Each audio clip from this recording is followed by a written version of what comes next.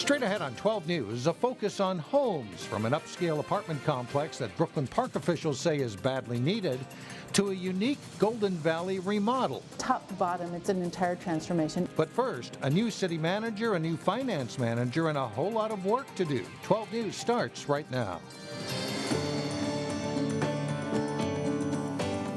Hello everyone, and thanks for joining us. The city of Brooklyn Park is wrestling with its budget for next year and facing some tough questions. As costs go up on everything from utilities to insurance, the city is grappling with how to pay for those increases without giving homeowners sticker shock on their property tax bill. And the tension is wanting to hold taxes down to a reasonable level. Yet at the same time, we have to maintain a city and provide services. Right now, the preliminary budget for next year is more than $46 million. That's a 6.4% increase from last year. If approved, it would cost the average homeowner an additional $58 a year. The Brooklyn Park Council and city staff will now work with the preliminary budget numbers this fall, and they do so with a brand new city manager and new finance director in place. This week, council members expressed concern with previous budget strategies used in past years and stress the importance of agreeing on a budget strategy that's sustainable and keeps property tax increases within reason. You know, I've got a lot of seniors, and I have a lot of low-income people who are on fixed incomes or low income. And you know what? If we don't watch out for them with what our spending is, nobody will. The council will make its final decision on the budget in December. In Plymouth, the city has confirmed its first case of the emerald ash borer. The destructive beetle was discovered in a tree, this tree near the northeast shore of Medicine Lake. In the bark, you can see live grubs that will turn into the emerald ash beetle and then eat its way out of the tree, eventually killing it. The city has treated about 900 ash trees on city property since 2012, but now that it's in the area, it will likely spread to trees on private property. That's what we're encouraging them to do, is call those private, contractors and get them out here now. You can still do fall treatments. Spring's a little better, but if you're really worried and it's a large tree, over your house and you don't want to take a chance, get them there now and at least evaluate, is this tree worth saving? If you have a tree that's already infested with the ash borer, you may be required to take it down at your own expense. A teenage student faces possible charges following a fight Tuesday near Cooper High School. According to New Hope Police, there was a fight between two groups of students as classes were being let out. Police say not everyone involved was a Cooper student. It's unclear what started the fight, but one student suffered a knife wound to his arm. 3 students were initially taken into custody. 2 have since been released. The one who remains in custody faces possible charges in the county's juvenile detention system. Anoka Hennepin schools are using theater as part of an effort to reduce bullying. I only want to play with my new best friend, Cowbird.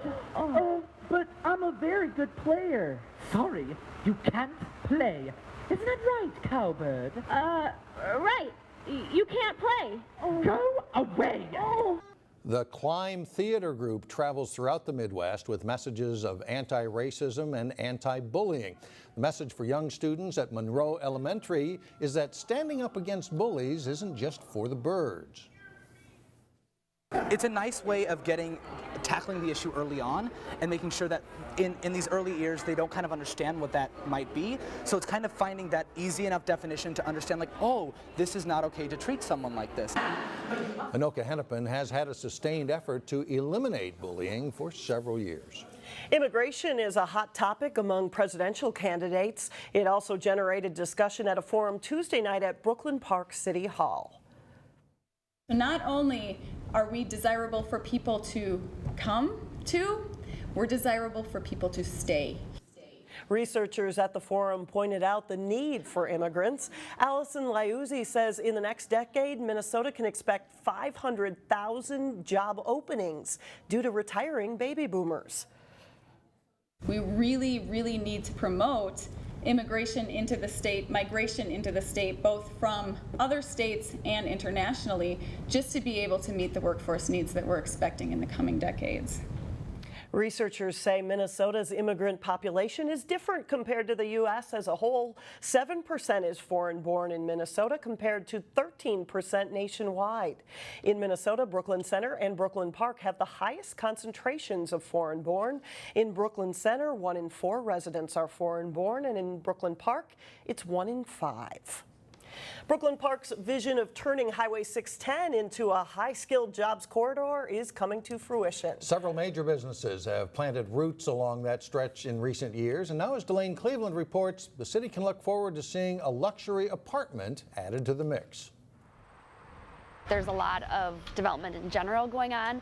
Pretty exciting time for Brooklyn Park. Slowly but surely, this once prairie-covered plot of land along Highway 610 in Brooklyn Park is turning into a residential community that will be known as 610 West. It's moving forward rapidly. They have 3 of the buildings under construction. Construction began earlier this summer and will be complete in the fall of 2016.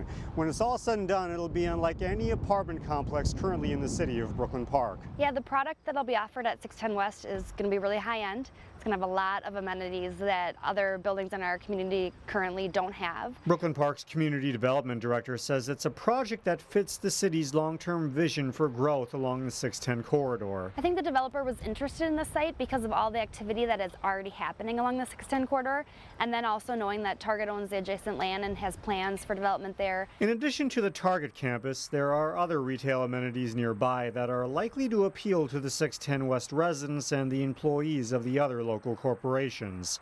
That's the hope, at least. One of the things we hear from folks that open restaurants or do retail in our community is that they really want to see a daytime population and an evening population to support the sales of both, restaurants and goods. The expectations are certainly high, and city officials say they're expecting the 610 momentum to continue. We're seeing a lot of excitement both among the existing property owners and new developers that are coming in and have interest in developing in Brooklyn Park. In Brooklyn Park, Blaine Cleveland, 12 News. This first phase of the 610 West project involves the construction of 3 buildings. Construction on a second phase with additional units would begin later. The entire project should be complete by 2018. In Robbinsdale, excitement is brewing over a new business. On Tuesday night, the City Council approved a tap room and small brewery license for a new microbrewery. Wicked Wort Brewing is under construction on West Broadway in the former TCF Bank building. It's expected to open in November. Council member Dan Rogan calls it an incredible addition to downtown Robbinsdale after years of inactivity at the TCF building.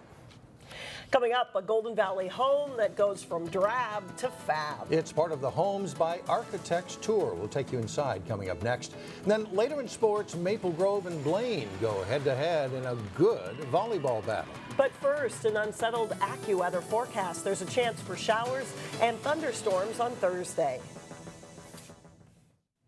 A Golden Valley home is featured in the 2015 Homes by Architects tour. Reporter Sonia Goen shows us how the home went from drab to fab. This house had been remodeled in the 70s, not my favorite decade, and it was really ugly. It wasn't love at first sight for Rebecca Wellick. This one was not on my list because it looked hideous in the picture. It was so ugly. Her daughter convinced the family to get this 1950s-style home on Meander Road in Golden Valley. My daughter kept picking up the picture in the stack of flyers and bringing it to me over and over. After settling in the house for a few years, the Wellicks decided it was time for a change. I mean, the home to me feels very serene, and we did that through the use of color. Through the windows as well to make the home quieter. They called on architect Meriwether Felt to help personalize their space. I was so impressed with how many little details she was able to add to the home feeling special. You know, there's no one size fits all. Everyone has different needs or requirements or things that are important in their life. They transformed the entire house. We kept the main bones. They started by flip-flopping the dining room and kitchen. So it was essentially a one-person kitchen. There was a very small window. They opened up the space to allow for better flow, and they divided the kitchen into 3 parts. There was an eating zone, a prep zone, a working zone, and a cleanup zone. And we got this sleeping porch by building over that flat space below. The upstairs bedroom was turned into a mini retreat. So there's lots of little nooky places to get away. The relaxing feel is carried to the backyard. A waterfall and porch add a touch of peace and serenity. And these porches are deliberately unheated, unfinished, and screened, so they're literally just used during the pleasant time of the year. It's a house the Wellicks are now proud to call home. I love how this all worked out. I got really everything that I wanted. In Golden Valley, Sonia Goins, 12 News. The house is number 8 on the 2015 Homes by Architects Tour. The event is this Saturday and Sunday from 10 to 5. Nice looking house, yes. Isn't it? Yeah. Coming up, we're headed to the apple orchard to size up this year's fruit crop. But first in sports, local pro boxer Caleb Truax is set to return to the ring after a tough loss. John Jacobson has that and more when we come back. Had to be a disappointing loss for a local fighter earlier this year, but we'll see how Caleb bounces back. And he's looking to get a big win, get back on that winning track, right? Caleb Truax will fight on Friday night in Florida against Fernando Guerrero of the Dominican Republic. Truax is on the comeback trail after losing by knockout in his last fight. Jason Malillo caught up with the Osseo native and has this report. Caleb Truax had the worst night of his professional career last April, losing by TKO to Daniel Jacobs, and it left the Osseo middleweight searching for answers. It kind of burns because I know I had a really bad night, and I don't know why I had a bad night. It's just one of those things, and everything went great in preparation, and I just wasn't at my best that night. And when you fight a fighter that's that good, you have to be at your best. You know, that's one thing that's awesome about boxing, and it sucks about boxing at the same time, is you only get one chance. Truax took some time off following his last fight to relax and recharge. But Truax always knew he still wanted to fight, and he's grateful for another opportunity. In professional boxing, a one-sided loss can often be the end for an up-and-coming prospect. So Truax knows this next fight is do or die. The PBC and Al Heyman, they were happy with the performance even though I lost, so they put me back in another fight right away. And if I win this fight, I'll be right back in title contention, probably my next fight. If not, I don't know where I go from here. Caleb Truax is a smart and upbeat young man, but this Friday night, we'll find out if he's also resilient. Jason Malillo, 12 Sports. Caleb's professional record is 25-2-2. Guerrero is a southpaw, the record of 27-3, but he's been knocked out in 2 of his last 4 fights. Truax Guerrero will be broadcast live on Bounce TV at 8 p.m. Friday night. In prep volleyball, Maple Grove hopes to be in the top portion of the Northwest Suburban Conference. The Crimson had a tough battle against Blaine Tuesday night. We pick it up in set 2 with Blaine up 1-0.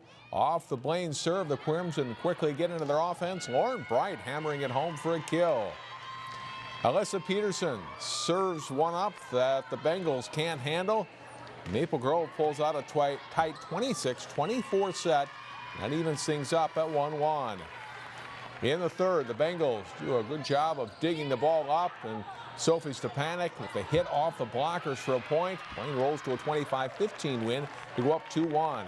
In the fourth set, a long rally, and Maple Grove pulls it out. Bright gets the kill to take this marathon point, and the Crimson win 25-15 to send it to a 5th set. But Blaine bounces back to win it. An off-speed shot is good for a point, and the Bengals win this one in 5 sets. Maple Grove is at Park Center on Thursday. Benilde-St. Margaret's came into play this week undefeated and ranked number 1 in Class A girls soccer. It was a windy afternoon at Benilde as the Red Knights hosted a good Edina side. First half, the Red Knights sophomore goalie Claire Grazzini makes a save off the long Hornet shot, and no score in this one at halftime. Early second half, Lucy Thompson with a free kick for Edina.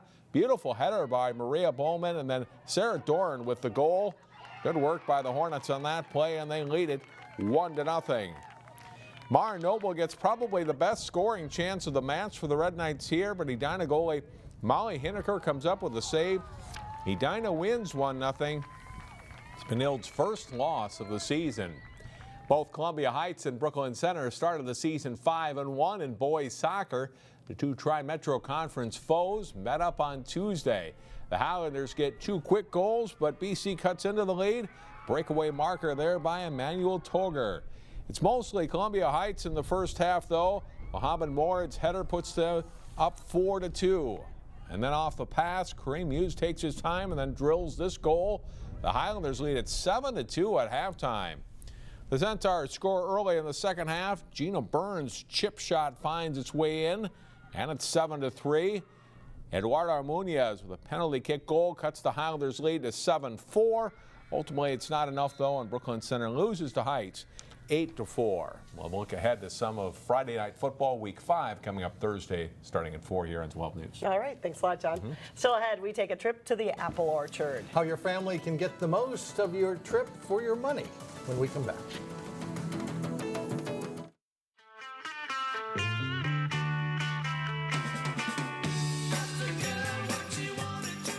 It is hard to believe the first day of fall is only a week away. This is the time when families flock to apple orchards, which now offer much more than just a chance to pick some apples. They can also offer an easy chance to empty your wallet. But reporter Shannon Slatton shares how you can keep or make the most of your money at the orchard. When Lowell Shopper and his wife bought this miniaturista property, he knew it was too small for corn or beans, but too big for a lawn. Started planting apple trees in 1976, and then it got out of hand. And we kept on planting apple trees and eventually started selling apples and apple donuts. The Minnetonka Orchards experience has now grown to include hay rides, a petting zoo, and several attractions for the kids. Everything is included on weekends in the $7 admission price. People are looking for something to do out in the country, and they want to have a little entertainment, maybe some food. Budgeting for your family's trip to the apple orchard actually comes down to one thing, the admission price, and knowing what's included in it. 6 people in our family, the admission fee sounds good because then you know how much you're going to pay, and you get to spend the day and you can say yes to everything. If you don't have young kids, you aren't interested in petting the llama, and you just want to come to an orchard for the apples, you can save money by looking for free admission. Admission is free, so you can come and enjoy the orchard, but most of the activities then each cost a couple bucks here or there. Also consider going to the orchards on a weekday or during special events to get the most for your apple orchard buck. For Money Savers, Shannon Slatton, 12 News. And here's a deal for you. This Sunday you can do an orchard crawl by visiting 3 orchards in the West Metro, all for the price of 1. We have more information about that at 12.tv. And the apples themselves look pretty good this year. Yes, they do. Is what I've heard. Yeah, very good. That's it for now. Thanks so much for joining us, everyone. We'll see you back here tomorrow. Community Corner is coming up next.